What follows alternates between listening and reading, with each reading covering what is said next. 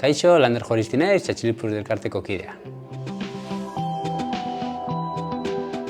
Txatxilipurdi elkartea Arrasateko elkarte bada, AED elkartetik sortutakoa. Hezkuntza ez formaletik eta Arrasatetik egiten dugu lan.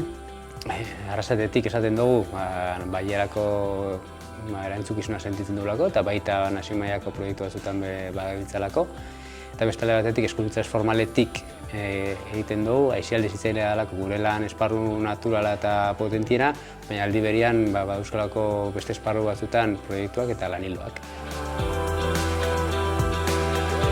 Txatxilipurdi elkartetik nabarmenduko nuke daukun gaitxasuna, batez be daukun ezitzaile taldea gaitik, haurtan erabeekin laborategiak egiteko, lokatzetan jarduteko, esperimentatzeko, hankasartzeko, frogatzeko eta poliki-poliki gauzak eraldatzeko.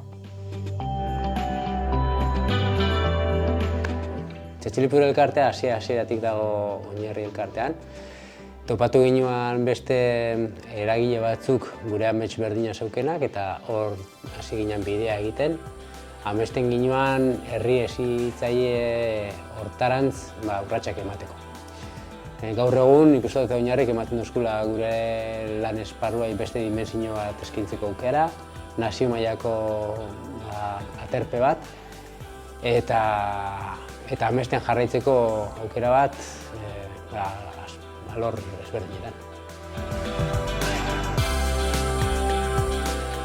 Jarraitzu dezagun mundu aldatzeko urratsak ematen, amesten dugun mundu eta herri horretarantz bidea egiten, eta honetarako lurrera jauzi, txatxilipurdi egin, lokastu eta indar gehiokin salto egin.